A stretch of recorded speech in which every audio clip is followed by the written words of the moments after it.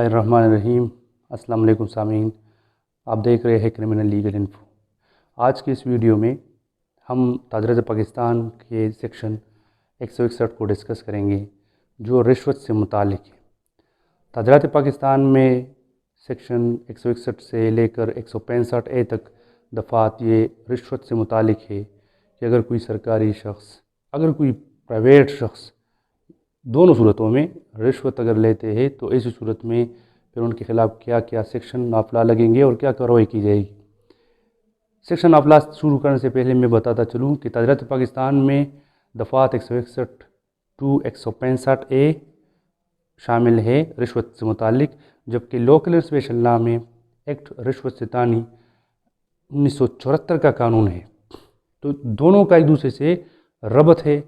ये रबत किस तरह है ये मैं आखिर में आपको समझाने की कोशिश करूँगा जब हम ज़ाब्ते में आएंगे सेक्शन ऑफ लॉ के, जहाँ पर लिखा जाता है काबिल दस्तंदाजी, नाकाबिल दस्तंदाजी, काबिल ज़मानत, नाकाबिल ज़मानत, काबिल राजीनामा, नाकाबिल राजीनामा। वहाँ पर फिर मैं आपको क्लियर कर दूँगा कि इन दोनों का एक दूसरे के साथ क्या रबत है। आइए अभी शुरू करते हैं 161 ताजरत पाकिस्तान, जिसकी मेन हेडिंग है कि अगर कोई सरकारी मुलाजिम सरकारी काम के अलावा, यानी सरकारी काम में अगर उसको कोई उजरत लेने की उसको इजाज़त है, उसके अलावा अगर कोई नाजायज़ मुआवजा ले तो ऐसी सूरत में फिर उसके साथ क्या किया जाएगा। सरकारी मुलाजिम है, नाजायज़ मुआवजा लेता है, अगर कोई सरकारी काम है जिसमें उसको मुआवजा लेने की इजाज़त है, फीस लेने की इजाज़त है, तब तो उसको इजाज़त है, तब तो उसके ख़िलाफ़ कोई कार्रवाई नहीं की जाएगी। मिसाल के तौर पर अगर कोई इस तरह की जो टैक्स डिपार्टमेंट है जो टैक्स वसूल करती है, या कोई ऐसी और एक चीज़ यहाँ पर जो यूनियन कौंसल के सेक्रेटरी जो फीस लेते हैं मुकर्रर फीस, तो अगर वो मुकर्रर फीस है वो लेते हैं तो तब तो ठीक है। अगर उससे ज़्यादा लेते हैं फिर वो रिश्वत की तारीफ़ में शामिल है। तो अगर जायज़ उजरत है तो फिर तो ठीक है, लेकिन जायज़ उजरत के अलावा अगर सरकारी मुलाजिम गैर कानूनी तौर पर नाजायज़ मुआवजा लेते हैं, नाजायज़ मुआवजा कबूल करते हैं, पहले नंबर पर उसको हासिल करते हैं। तो देखिए, कबूल करने और हासिल करने में फ़र्क है। कबूल तब किया जाता है जब कोई शख्स बखुशी खुद सरकारी मुलाजिम को पैसे दे, तब उसको सरकारी मुलाजिम कबूल करता है। और हासिल तब किया जाता है जब सरकारी मुलाजिम चाहे कि किसी शख्स से रिश्वत ली जाए तो फिर हासिल की जाती है। तो दो तो ये बातें हो गई। तीसरी बात है कि उसको कबूल करने के लिए तैयार हो जाए, मतलब सरकारी मुलाजिम पहले से मेंटली तौर पर वो रिश्वत के लिए तैयार नहीं होता, लेकिन कोई वजह बन जाती है, उसको कहते हैं वजह तहरीक। आगे पढ़ेंगे डिफिनीशन में, एक्सप्लेनेशन में, ठीक है। वजह तहरीक कोई वजह बन जाती है कि जिसकी वजह से वो कबूल करने पर राज़ी हो जाता है, ठीक है। मिसाल के तौर पर एक जज, ठीक है, किसी इदारे के फेवर में फ़ैसला देता है।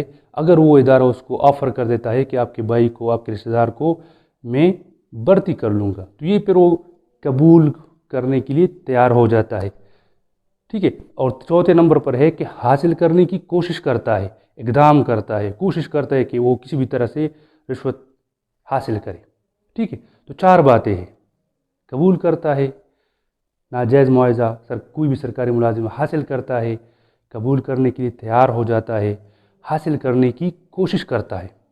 अब मकासद क्या होंगे, किस मकसद के लिए रिश्वत वो कबूल करेगा, वो हासिल करेगा, किस मकसद के लिए वो तैयार हो जाएगा कबूल करने के लिए, हासिल करने की कोशिश करेगा। तो मकासद है कि वो अपने कार्यमनसबी सरंजाम दे, ऐसे कार्यमनसबी, वो ऐसी ड्यूटी सरंजाम दे जो कानूनन उसको मना किया गया हो। मतलब किसी शख्स के ख़िलाफ़ कोई ऐसी सरकारी कार्रवाई करे जिससे उसको मना किया गया हो, कानूनन कि ये नहीं करना। किसी शख्स के ख़िलाफ़ ऐसी कार्रवाई कर लेता है या कानून ने उसको किसी काम के करने का हुक्म दिया है कि भाई आपने ये काम करना है, और वो रिश्वत लेकर वो काम नहीं करता, ठीक है, रिश्वत ली होती है, उस काम से वो बाज हो जाता है, नहीं करता, तो ऐसी सूरत में, ठीक है, रिश्वत के हुसूल की वजह से। अच्छा, इसकी बात है कि کسی شخص کی پاسداری کرے یا مخالفت کرے، مطلب کسی رشوت اس وجہ سے دی گئی ہو کہ بھئی آپ کسی شخص کے فیور میں جائے، اس کے ساتھ اچھائی کرے، اس کے جرم میں اس کے ساتھ مدد کرے، یا اس کی کوئی مظلوم ہے اس کی مخالفت کرے اس جرم میں، تو ایسی صورت میں ٹھیک ہے۔ اور آخری صورت ہے کہ پاسداری یا مخالفت کرنے سے باز رہے۔ اب جہاں پر پاسداری کرنے کی ضرورت ہے پولیس افسر کو، کسی مظلوم کی پاسداری کرے، وہاں سے پھر باز رہے کیونکہ رشوت لی ہوتی ہے، یا جہاں پر مخالفت کرنے کی ضرورت ہوتی ہے وہاں پر مخالفت کرنے سے باز رہے کیونکہ رشوت لی ہوتی ہے، رشوت قبول کی ہوتی ہے، رشوت حاصل کی ہوتی ہے۔ تو ایسی صورتوں میں یہ جو مقاصد ہے، ان مقاصد کے حصول کے لیے اگر کوئی ناجائز معاوضہ لیتا ہے، کوئی سرکاری ملازم، اس کے بعد آگے چلتے ہیں، اگر کوئی سرکاری ملازم وفاقی، صوبائی یا قانون ساز اداروں کے روبرو، وفاقی، صوبائی یا قانون ساز جتنے بھی قوانین بنانے والے ادارے ہیں ان کے سامنے وہ کسی شخص کے مطلب اپنے عہدے کی حیثیت سے، جو اس کا عہدہ ہے، جو اس کو اختیارات اس عہدے کے حوالے سے سپرد کیا گیا ہے، اس کے اعتبار سے کسی شخص کے ساتھ بھلائی کرتے ہیں، ٹھیک ہے، بھلائی اچھائی کرتے ہیں، یا اس کو نقصان پہنچاتے ہیں، ٹھیک ہے، یا بھلائی یا نقصان پہنچانے کی کوشش کرتے ہیں، کسی وفاقی، صوبائی یا قانون بنانے والے اداروں کے سامنے اپنے عہدے کا ناجائز استعمال کرتے ہوئے، کیونکہ رشوت لی ہوتی ہے، وہ کسی بھی شخص کی بھلائی کرتے ہیں، اس کو نقصان پہنچاتے ہیں، اس کی بھلائی یا اس کو نقصان پہنچانے کا اقدام کرتا ہے، کوشش کرتے ہیں۔ تو ان صورتوں میں اگر وہ رشوت حاصل کرتا ہے، رشوت قبول کرتا ہے، قبول کرنے کے لیے تیار ہو جاتا ہے، یا حاصل کرنے کی کوشش کرتا ہے، ٹھیک ہے، وہی بات ہے جو پہلے ہم نے یہاں پر دہرائی ہے، لیکن یہاں پر صوبائی، وفاقی یا قانون ساز اداروں کے سامنے اگر کسی شخص کے ساتھ یہ بھلائی، نقصان پہنچانا یا اس کی کوشش کرنے کی کا عمل وہ کرتا ہے، کیونکہ اس نے رشوت حاصل کی ہوتی ہے، قبول کی ہوتی ہے، اس کے لیے تیار ہو جاتا ہے یا حاصل کرنے کی کوشش کرتا ہے، تو ان صورتوں میں پھر سرکاری ملازم کو سزا دی جائے گی جس کی میعاد ہے 3 سال تک قید یا جرمانہ، یا دونوں سزاؤں کو یکجا بھی دیا جا سکتا ہے۔ تو یہ تو مین باتیں تھی 161 CRPC کی، یا یہ بات یاد رکھے کہ 161 CRPC یہ صرف سرکاری ملازم کے لیے ہے، ٹھیک ہے، جبکہ 162 اور 163 یہ پھر آپ کو میں سمجھاؤں گا کہ یہ پرائیویٹ شخص کے لیے ہے۔ تو یہاں پر صرف سرکاری ملازم ہے کہ اگر وہ ناجائز معاوضہ لیتا ہے اپنے کار منصبی کو انجام دینے کے لیے جس سے اس کو منع کیا گیا ہے، یا اسے باز رہنے کے لیے جس کا اس کو کرنے کا حکم ہوا ہے، یا کسی شخص کی پاسداری یا مخالفت کرنے کے لیے جہاں پر اس کو پاسداری نہیں کرنی چاہیے، جہاں پر اس کو مخالفت نہیں کرنی چاہیے اور وہ کرتا ہے کیونکہ اس نے رشوت لی ہوتی ہے، یا وفاقی، صوبائی یا قانون بنانے والے جو ادارے ہیں ان کے سامنے اپنے عہدے کا استعمال کرتے ہوئے کسی بھی شخص کے ساتھ بھلائی کرتے ہیں، اچھائی، نقصان پہنچاتے ہیں، یا بھلائی اور نقصان پہنچانے کا اقدام کرتا ہے، اور ایسی صورت میں پھر وہ کیا حاصل کرتے ہیں، اس کے بینیفٹ میں وہ رشوت حاصل کرتے ہیں، رشوت کو قبول کرتے ہیں، رشوت کو قبول کرنے کے لیے تیار ہو جاتے ہیں، یا رشوت حاصل کرنے کی کوشش کرتے ہیں، جو پہلے میں نے آپ کو سمجھا دیا ہے۔ تو سزا ہوگی 3 سال تک قید، جرمانہ، یا دونوں سزائیں کمبائن بھی دی جا سکتی ہے۔ اب اس میں کچھ باتیں ہیں، کچھ تشریحات ہیں، کچھ وضاحتیں ہیں۔ پہلی وضاحت ہے ناجائز معاوضہ کسے کہتے ہیں۔ دیکھیں ہم نے تو یہاں پر ناجائز معاوضے کے بارے میں ذکر کیا، لیکن یاد رکھیں کہ ناجائز معاوضے سے مراد صرف رقم نہیں ہے، ٹھیک ہے، ناجائز معاوضے سے ہر چیز مراد ہے جو وہ بذریعہ رشوت، مطلب بطور رشوت حاصل کرے۔ تحفہ بھی ہو سکتا ہے، تحفہ تحائف بھی ہو سکتے ہیں، زمین کے کاغذات بھی ہو سکتے ہیں، پلاٹ وغیرہ کے چیکس بھی ہو سکتے ہیں، ٹھیک ہے، تو یہ تمام چیز، بانڈز وغیرہ جو بھی چیز ہو، لیکن وہ بطور رشوت وہ سرکاری ملازم حاصل کر لیتا ہے، تو یہ ناجائز معاوضہ کی تعریف میں شامل ہے۔ اس کے بعد ہے جائز اجر، جائز اجرت، ٹھیک ہے۔ جائز اجرت سے مراد ہر وہ رقم جو قانوناً اس کو اختیار حاصل ہو کہ وہ حاصل کرے۔ جس طرح میں نے آپ کو بتایا کہ یونین کونسل کے سیکرٹری جو فیس وصول کرتے ہیں 100 روپے ہے جو بھی ہے، تو وہ جو مقررہ فیس ہے جو وصول کر دیں کہ ان کو اختیار دیا گیا ہے، تو پھر یہ رشوت کی تعریف میں داخل نہیں ہے۔ لیکن اگر اس سے تجاوز کرتے ہیں تو پھر رشوت ہے۔ مثال کے طور پر 100 روپے فیس ہے، وہ 1000 لیتے ہیں، تو پھر یہ رشوت کی تعریف میں شامل ہے۔ اچھا، اس کے بعد ہے وجہ تحریک۔ دیکھیے وجہ تحریک کیا چیز ہے؟ ایسا کام جس کے کرنے کا سرکاری ملازم کو کوئی ارادہ نہ ہو پہلے سے، لیکن وہ اس کے لیے تیار ہو جاتا ہے کسی وجہ کی بنا پر۔ وجہ کیا ہو سکتی ہے؟ جیسے میں نے آپ کو مثال دی کہ ایک جج کسی ادارے کے فیور میں فیصلہ دیتا ہے۔ اگر وہ ادارہ اس کو آفر کرتا ہے کہ بھی ہم آپ کے بھائی کو، آپ کے رشتہ دار کو ہم سرکاری اپنے ڈپارٹمنٹ میں بھرتی کر لیں گے، ایسی صورت میں یہ وجہ تحریک بن جاتی ہے، ٹھیک ہے۔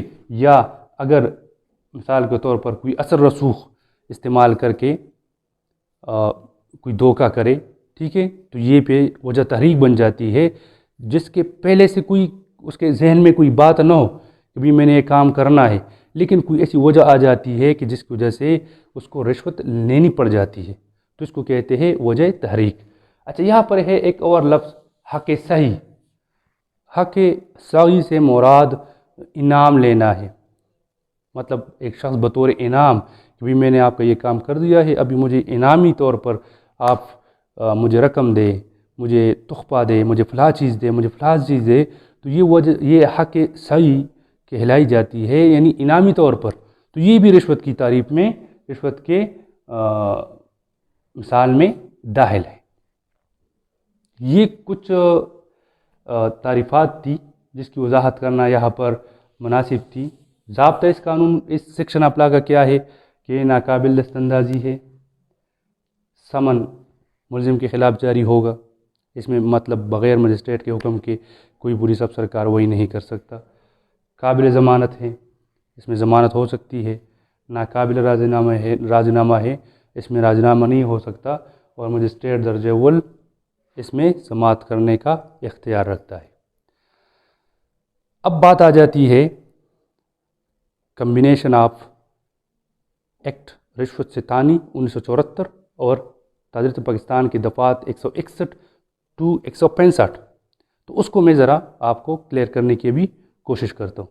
اب دیکھیں یہاں پر میں ذرا آپ کو لوکل کی طرف لے کر جانا چاہوں گا۔ ایکٹ رشوت ستانی کا جو قانون ہے لوکل اسپیشل لا کا 1974، اس کی 2 دفعات میں آپ کو یہاں پر شارٹلی سمجھانے کی کوشش کروں گا۔ ایک ہے دفعہ 3۔ دفعہ 3 میں ہے کہ دفعات 161 سے لے کر 165 تاجرت پاکستان تک یہ قابل دست اندازی ہوں گے، ٹھیک ہے۔ کیا ہوں گے؟ قابل دست اندازی۔ اس میں پولیس بغیر مجسٹریٹ کے حکم کی کارروائی کرنے کی مجاز ہے، اختیارات رکھتے ہیں۔ جبکہ یہاں پر ہم نے ضابطہ پڑھا کہ یہ ضابطہ کیا ہے؟ یہ ناقابل دست اندازی ہے۔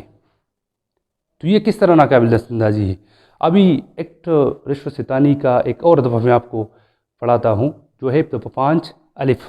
دفعہ 5 الف میں تفتیش ہے کہ تفتیش کا طریقہ کار کس طرح ہوگا۔